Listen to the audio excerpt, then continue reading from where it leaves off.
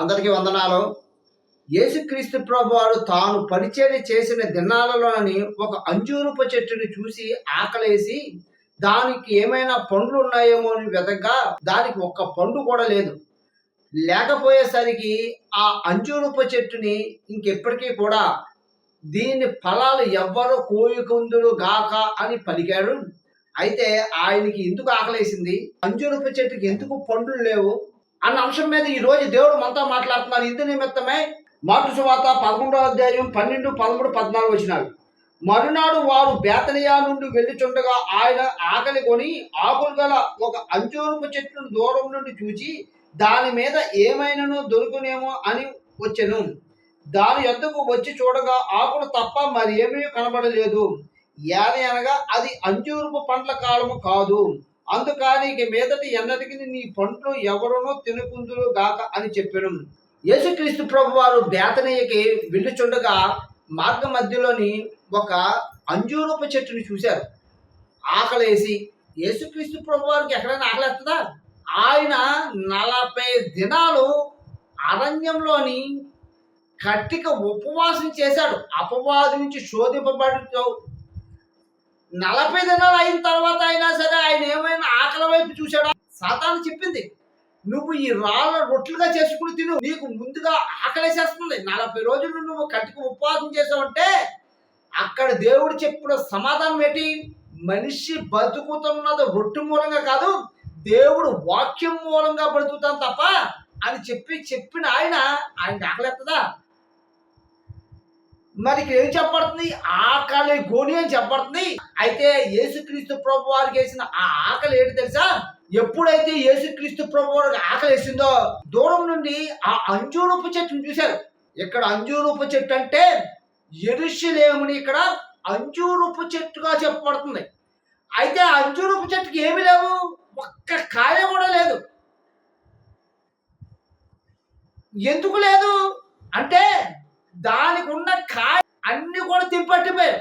ఎవరు అట్టిపోయారు?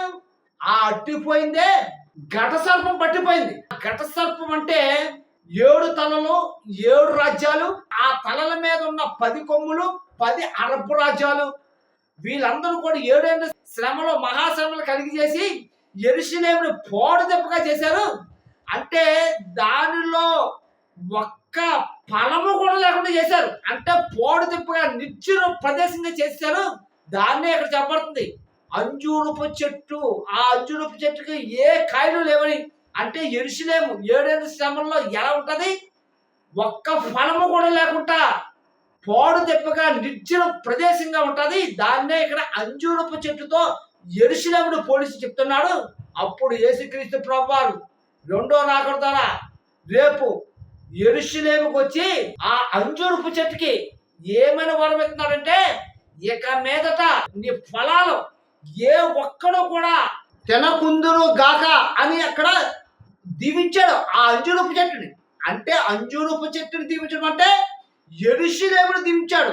ఎప్పుడైతే ఈ శ్రమలలో నామరూపాలు లేకుండా పోడు దెబ్బగా అయిపోయిన ఈ యెరూషలేముని యేసుక్రీస్తు ప్రభువారు రేపు 2వ రాకడలో భూమి మీదకి వచ్చి ఆ యెరూషలేమును ఇప్పుడు దీవిస్తాడు.